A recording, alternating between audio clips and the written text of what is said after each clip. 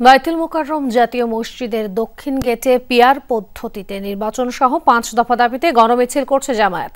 সেখানে আছেন সহকর্মী শামীম রেজা। যাচ্ছি তার কাছে। শামীম, গণমিছিলে কি বলছেন বক্তারা?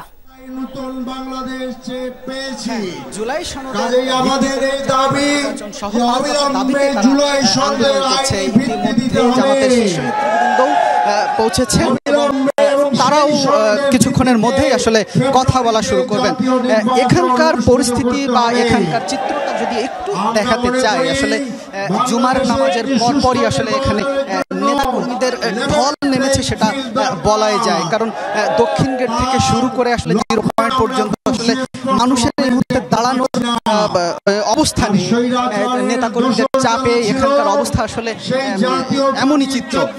তবে এখানে এখন পর্যন্ত যেসব শীর্ষ নেতারা কথা বলেছেন তারা বলছেন যে আগামী নির্বাচন অবশ্যই জুলাই সনদের ভিত্তিতেই হতে হবে এবং আগামীতে যে জুলাই সনদ সরকার করতে যাচ্ছে সেটিও জনগণের যেসব চাহিদার ভিত্তিতে ঐক্যমত্য কমিশনে আলোচনা হয়েছে তার সবই সেখানে উল্লেখ থাকতে হবে, এমনটাই তারা দাবি করছেন।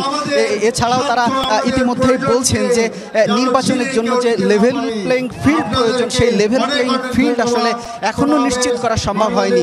আইন শৃঙ্খলা পরিস্থিতি থেকে শুরু করে সব কিছুই আসলে সরকারের নিয়ন্ত্রণের বাইরে।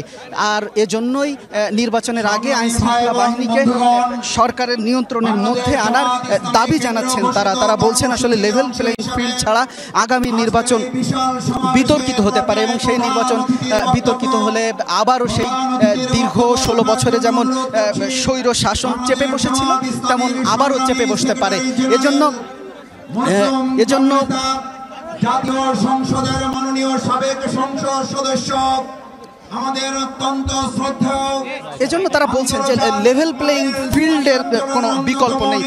এর বাইরেও আসলে তারা যেগুলো বলছেন যে সংস্কার কার্যক্রম সামনে যাতে বাধাগ্রস্ত হয় এমন ধরনের কোনো কর্মকাণ্ড আসলে রাজনৈতিক দলগুলো যেন না করেন সেই আহ্বানও তারা জানাচ্ছেন এবং তারা বলছেন যে আমরাও আশা করছি যে জুলাই সনদ বাস্তবায়নের জন্য যেসব পদক্ষেপ নেওয়া দরকার এবং ঐক্যমত্য কমিশনে আসলে যেভাবে আলোচনা হয়েছে রাজনৈতিক দলগুলো যেভাবে উপস্থাপন করেছেন তাদের বিভিন্ন বিষয়গুলো সেভাবেই আসলে জুলাই সনদ